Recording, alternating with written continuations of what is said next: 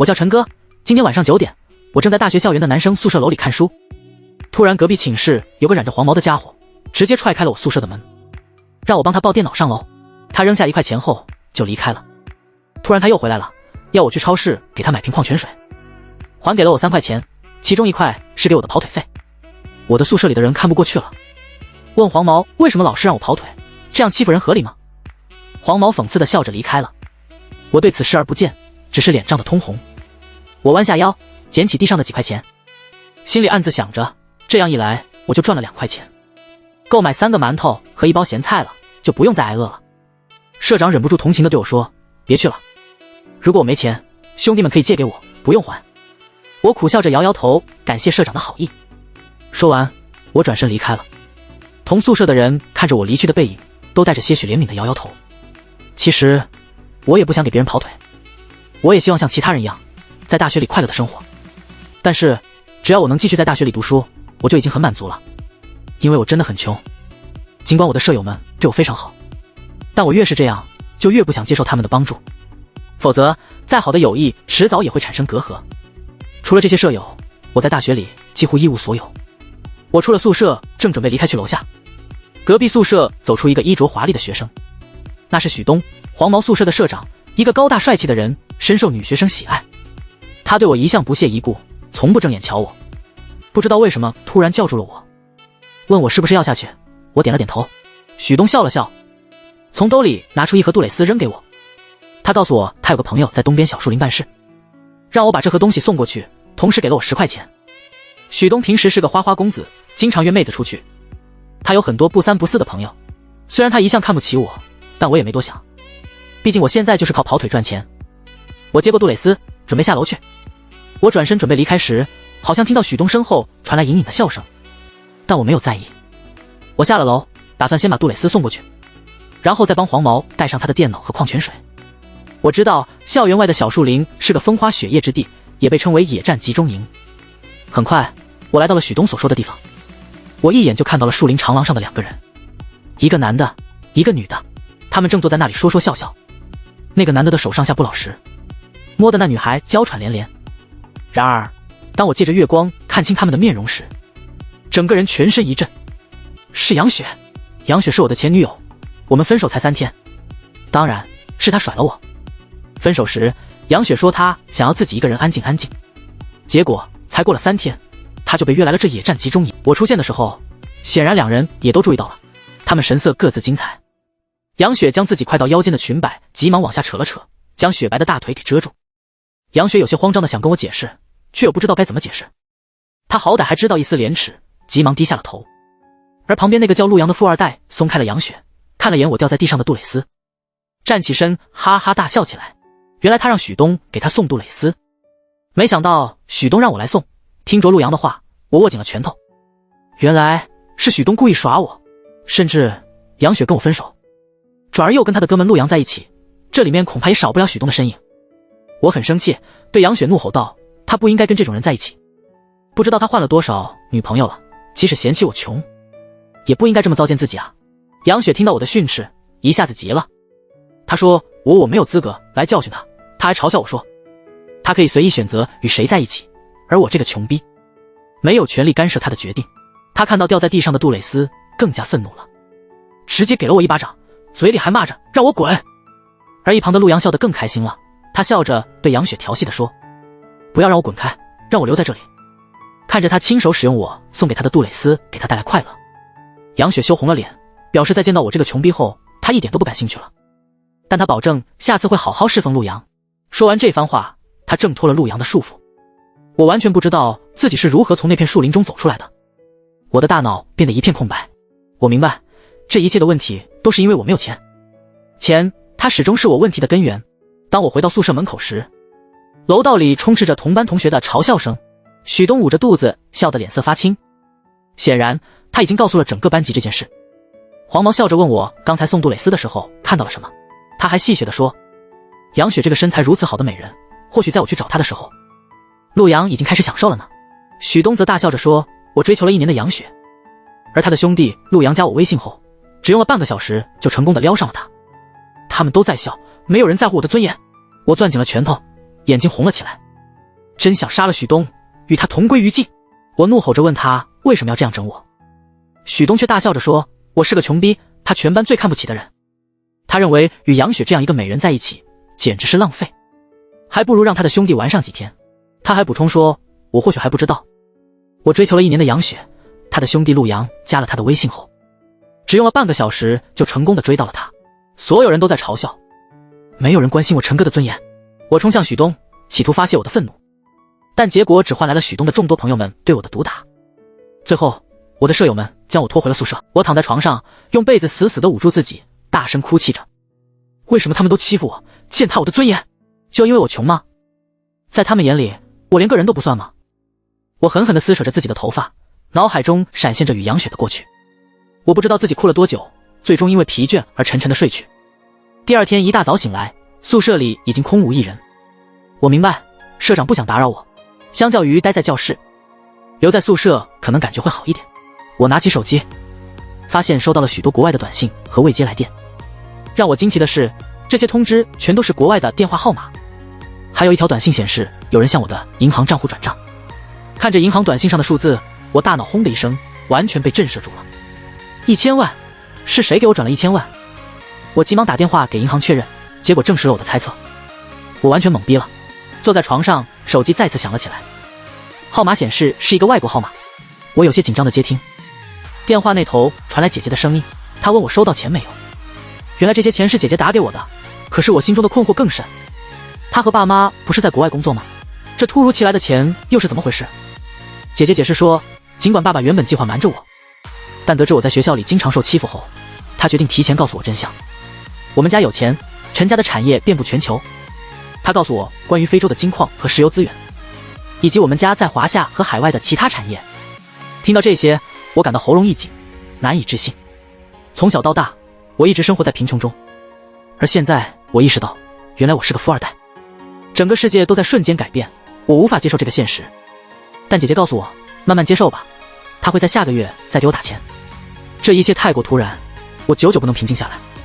原来父母和姐姐外出劳作，全都是骗我的。我特意给父母打了电话，他们对姐姐提前告诉我是富二代的消息感到气愤，然后向我道了歉。父亲说，只有这一个儿子，当然要细心培养。他说了很多话，直到我从银行取出10万现金和姐姐邮寄给我的至尊级别购物金卡后，我才完全相信这不是梦。我心中百感交集。哼，杨雪，如果你还没和我分手，说不定现在也能得到你想要的一切。我苦笑着，从银行出来到校门口时，已经接近中午。这时，我的手机响了，是社长打来的。我翻看了一下未接来电，原来很多未接来电中也包括马小楠的。马小楠是我的同桌，人长得也很漂亮，跟我关系极好。除了杨雪，她是我唯一一个女性朋友。她曾经跟我提过她的生日，说我必须去，但那时候我吃饭都成问题，就没有表态。但现在我决定要像一个正常人那样活着，要有自己的朋友圈子。我想着，总得买点礼物吧。我朝着爱马仕店里面走去，一个美女服务员客气地跟我打着招呼。我头一次来这种店，真不知道要买啥。女服务员看着我的穿着，虽然表面上客气，但眼中还是闪过了一丝不易察觉的轻蔑。就在这时，我听到一个熟悉的声音，我扭头一看，顿时脸色便是一变。不错，来人正是杨雪跟陆阳。我心中不由得涌起复杂的情绪。我身边的女服务员一看到陆阳，态度顿时来了180度的大转变，笑着迎上前去。毕竟陆阳家里有钱，无论走到哪里都是引人注目的存在。他称呼那位女导购员为张如姐，并介绍杨雪是他女朋友，打算给她买一个包包。杨雪害羞地指着一款名牌包，显得很是喜欢。张如姐笑着告诉杨雪，这款包是爱马仕200年历史庆典时开发的典藏版，全球只生产了200套，至少要价36万左右。这让杨雪吓得捂住了嘴巴，而陆阳也微微皱了皱眉头。他笑着说，这是爱马仕纯手工制作，做工精良，前年问世后便荣登世界奢侈品排行榜前10。杨雪对这款包非常中意，但陆阳建议他再挑选别的，5、6千的都可以，毕竟让他花36万买一个包有点过于奢侈了。周围也吸引了不少人的注意，年轻的男女学生纷纷围了过来，对奢侈品充满向往。陆阳开始讲解起这些奢侈品，跟张如姐讨论起3万甚至20-30万的名牌奢侈品，显得学识丰富。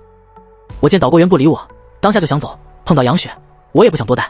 这时，另一个有些年轻的导购员走了过来，对我鞠了一躬，问我有什么需要帮助的。他看起来是新的导购员，有些胆怯，但礼貌的态度让我感到温暖。我告诉他，我想买一件礼品送人。他问我是否有店里的购物卡，用购物卡购买可以打折。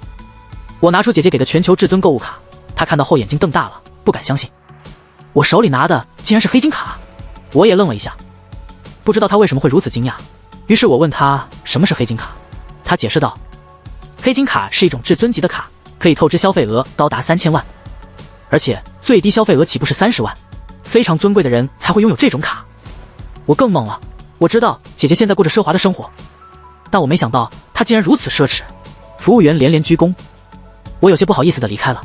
他拿着钥匙准备取出那款典藏版的包包，导购员张如皱眉制止了他，还问他在干什么。他表达了是我要看这个包包。陆阳和杨雪顺着他的目光看向我，整个场面静悄悄的。陆阳看到是我，直接大笑起来，他仿佛碰到了天大的笑话。陆阳指着我，语气中充满了嘲讽。杨雪也对我投以鄙夷的目光，他们对导购员说我就是我们学校的一个穷逼，还要靠给别人跑腿挣钱呢。导购员张如的脸色也变得凝重，责问起那个年轻的导购员，比我这个打扮根本不可能是能买得起这个包的人。那个年轻的导购员解释道，我有黑金卡，是至尊级客户。听到这，陆阳直接笑喷，杨雪更是冲到我面前骂我丢人，让我滚。众人的嘲讽声在我耳边响起，导购员甚至用鄙夷的眼神看着我。然而我并不因此而气馁，反而大步走向柜台，将黑金卡重重地放在桌子上，大声说道，今天就要这个包了。杨雪鄙夷地看着我说，在装模作样。导购员张如看到我拿出的黑金卡后，下子愣住了。这种至尊购物卡在全球奢侈品店通用，只有世界上的大家族才可以拥有。而一旁的年轻导购员已经拿来了读卡机，我输入自己的生日密码，果然显示刷卡成功。全场的人都震惊，不仅感慨36万的爱马仕太钱了吧，还有人说我肯定是隐形的富二代。女生们都对投来火热的目。陆阳也瞪了眼睛，难以信地看着我这个一穷逼怎突然变得这么富有了。他感觉脸上一阵发疼，刚才他还在大肆炫耀奢侈品的知识，现在看起来像小丑一样。杨雪的表情变得精彩纷呈，他质问我从哪里拿来这张卡的，恐怕现在他心里肯定难受极了。毕竟我36万的包说买就买，而且我还拥有奢侈品至尊级别的全球购物，光是这张卡价值就相当关了。如果这个包是给他的，那他现在就是那个让所有人崇敬的那个人了。我看了一眼杨雪，懒得回答，不过还是有点心疼，心里想着姐姐也太过分了，给我一张购物卡居然是最低限额30万。年轻的导购员恭敬说，帮我包装好。我看着一群男女学震惊地看着我，感到有些尴尬。我说了句不了，然后拿起包准备直接离开。陆阳脸色难看地阻挡在我面前，哼笑一声，指着我手里的黑金卡，怀疑我那张黑卡是偷来的。陆阳说完看向一旁的导购员张如，让他联系一下他们的领导层，危言耸听道，这种事一旦曝光出去，可是对店里的声誉造成很大的影响。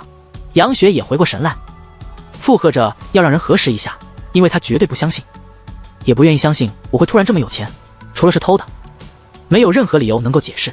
张如一听觉得有些道理，当下跟防贼似的堵住了我的离开的去路。我没想到自买个包都能惹这么多乱子，看这架势，就算是想走自己也走不了，只能静待他们经理。很快一个30多岁容貌典雅气质极佳的制服女子走了过来，张如立刻把怀疑我是偷卡贼的事情跟经说了。经理打量了我一眼，而后露出了职业化的微笑，先是跟礼貌道歉，然后问我能否检验一下我的卡。他毕恭毕敬，不管是真是假。这位经理倒不是会用有色眼镜瞧人，我只想着事情能快点解决，也能让他们没话可说，把黑金卡交给了他。女经理拿出一个专门的卡仪器，熟练地将卡放入其中。她要求我提供身份证，我告诉她我的名字是陈哥，而我姐姐的名字是陈晓。为了确认卡是以姐姐的名义办的，我把我的身份证也给了她。旁边的陆阳还掏出手机，随时准备报警。女经理很检验完了，她的眼神中闪过一丝惊讶。显示屏上显示着我的名字，证明我是黑金的持有人，一个全球至尊级会员，我的出身肯定是超级大家族。女经理开始冷汗直冒，她把卡拿过来向我鞠躬90度，向我毕恭毕敬的道歉。所有人都惊呆了，我感到非常尴尬。张如还伸手拦着不让我离开，女经理突然抬起头来，上去就打了张如耳光，责备她不把手放下。张如捂着脸退到了一旁，而陆阳跟杨雪此刻都是些发懵。女经理知道他们俩应该跟我认识，而且处处讥讽我，心想到不给我一个人情，消除我今天对卖爱马仕分店的不好印象。他走到陆阳跟杨雪面前，质问他们刚才诱导他们的导购员冒犯他们尊贵的客户，到底是什么意思？陆阳瞠目，不知道该怎么说了，涨红了脸，也没了刚才的气势，说是只是好心，别被骗什么的。女经理直接下逐客令，让他们不买东西就出去。杨雪眼神示意陆阳，希望他能顶上去，可陆阳满头大汗，就算是现在狠狠心买个1万的包，在我面前连个屁也不是啊！陆阳的脸丢尽了，咬咬牙，而后拽着杨雪不甘地离开。张如此刻也对着我鞠躬道歉，估计他悔的肠子都青了。我明明是他的客户啊，谁让他狗眼看人低呢？我对张如视若罔闻，对着年轻的导购员一笑道：“不麻烦他包装了，我直接拿着包就走了。”面对全场所有的女学生都用火热的目光，我很不好意思地下了楼。这是我第一次用钱装逼，其实并不符合我的性格，挥霍奢侈，恐怕也只有姐姐能够做得出来。我只希望自己能够做个不用对钱发愁的普通人罢了。出了店门，我的电话就又响了，这次是马小南打来的。一接通就传来马小南焦急的声音：“今天他生日，问我怎么还没到，还说会给我绍一个小姐姐认识。”我笑着答应了他，然后赶紧去附近的超市，花了2毛钱买了一个红色的大塑料袋，把包装了进去。我打了辆车，直奔如意酒楼而去。在如意酒楼的包厢内，马小南挂了电话后，笑着对坐在他身旁的赵一帆推荐我。赵一帆没有拒绝，还戴着耳机，小腿白皙皙的翘着，一晃一晃的，看起来非常美貌清纯。赵一帆和马小南是发小，虽然在同一个大上学，但并不是一个系的。今天是马小南的生日，他邀请了赵一帆的宿舍舍友和我的宿舍舍友一起来庆祝，有向宿舍联谊的意思。马小南知道赵一帆最近决定要找一个男朋友，所以特意安排了次聚会。就在这时候，包厢的门打开了，门推开后，进来的人竟然是许东。马小南一看到许东，脸色一下就变了。虽然是同班同学，事前马小南也曾喊过许东，但是今天一大早，马小南就知道了许东耍我那件事，所以马小南就把许东给骂了。没想到这家伙脸皮竟然这么厚，还来了。许东乐呵呵的笑着，还说只是跟我开玩笑，没想到我真去了。他的舍友也来了几个，他们还买着礼物。说起来，马小南家里其实也挺有钱的，也曾无数次想接济我，但我不愿意。赵一帆听到许东在谈论我，就问马小南：“许东口中说的就是我吗？”许东一看到赵一帆，顿时2只眼睛都要放光了。实际上，他早就想接触赵一帆，他可是学校播音主持系的系花，这次他厚着脸皮来给马小南道歉，说白了就是早就知道马小南的生日赵一帆会来。许东为了博取赵一帆好感，当下把事情3言5语说了出来。马小南直接暴怒，怒视着许东，而赵一帆跟他的美女舍友们的脸色则是变得异样起来。居然还有这么穷这么囧的人！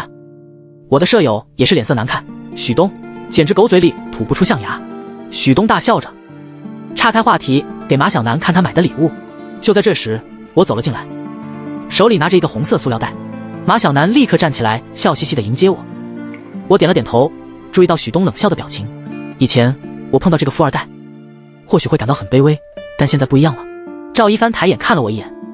赵一帆想找一个男朋友，虽然不要求家庭太有钱，但希望对方有颜值和吸引人的特质。他似乎对我的外表并不满意，因为我的穿着平凡至极，不超过150块钱。特别是听到许东刚才提到的我的事迹后，他对我印象已经到了最低谷。赵一帆的脸上流露出失望之情。马小南介绍我和赵一帆认识，我点点头，礼貌地伸出手。赵一帆没有看我，转过头去喝果汁。我的手悬在空中，只能尴尬地收了回来。对此，我没有多说什么。